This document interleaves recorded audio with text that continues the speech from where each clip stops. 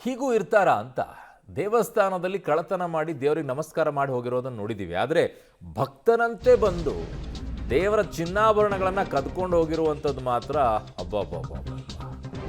ದೇವಾಲಯದಲ್ಲಿ ಚಿನ್ನಾಭರಣ ಕದ್ದ ಆರೋಪಿ ಮೊಹಮ್ಮದ್ ಶೇಖ್ನನ್ನ ಈಗ ಬಂಧಿಸಿದ್ದಾರೆ.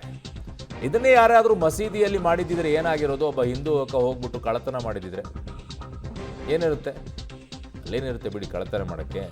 ಕಲಬುರಗಿ ನಗರದ ವಿಠ್ಠಲ ಮಂದಿರದಲ್ಲಿ ನಡೆದಂಥ ಕಳ್ಳತನ. ಕಲಬುರಗಿಯ ಸ್ಟೇಷನ್ ಬಜಾರ್ ಪೊಲೀಸರಿಂದ ಬಂಧನ. ಬಂಧಿತನಿಂದ 80 ಗ್ರಾಂ ಬೆಳ್ಳಿ, 5 ಗ್ರಾಂ ಚಿನ್ನ ವಶಕ್ಕೆ ತಗೊಂಡಿದ್ದಾರೆ. ಸಿಸಿಟಿವಿ ದೃಶ್ಯವನ್ನು ಆಧರಿಸಿ ಪೊಲೀಸರಿಂದ ಈಗ ಬಂಧಿಸಲಾಗಿದೆ. ಮೂರ್ತಿ ಆರಾಧಕರು ಅಲ್ವಲ್ಲ, ಸೊ ಹಾಗಾಗಿ ಯಾವುದೂ ಇವ್ರಿಗೆ ನಂಬಿಕೆ ಇರೋದಿಲ್ಲ. ಇನ್ನೊಬ್ಬರ ಧರ್ಮದ ಬಗ್ಗೆ ಇನ್ಯಾಕೆ ತಲೆ ಕೆಡಿಸ್ಕೊಳ್ತಾರೆ? ಕಳ್ಳತನ ಮಾಡ್ಕೊಂಡು ಹೋಗೋದೇ ಕೆಲಸ. ಕಾಣೋದು ಚಿನ್ನ, ಕಾಣೋದು ದುಡ್ಡು, ಅದನ್ನು ಕಳ್ಳತನ ಮಾಡೋದು.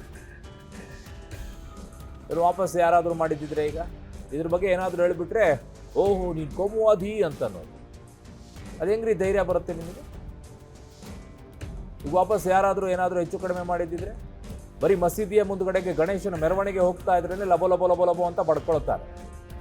ಇಲ್ಲಿ ಒಳಗಡೆಗೆ ದೇವಸ್ಥಾನದ ಒಳಗಡೆಗೆ ಬಂದು ಚಿನ್ನಾಭರಣ ಕದ್ಕೊಂಡು ಹೋಗ್ತಾನೆ ಅಂತಂದ್ರೆ ಯಾವನು ಏನು ಮಾತಾಡೋದಿಲ್ವಾ? ಹಾಕ್ರಿ ಈಗ ಅವನ್ನ ಬಹಿಷ್ಕಾರ ನೋಡೋಣ. ಹಾಕಲ್ಲ, ಅವನಿಗೆ ಬೇಕಾದ್ರೆ ಸನ್ಮಾನ ಮಾಡ್ತಾರೆ, ನೋಡ್ತಾ ಇದ್ದಾರೆ. That's how they behaviour. ಅದಕ್ಕೆ ನನಗೆ ಕೋಪ ಬರೋದು ಆ ವಿಚಾರದಲ್ಲಿ.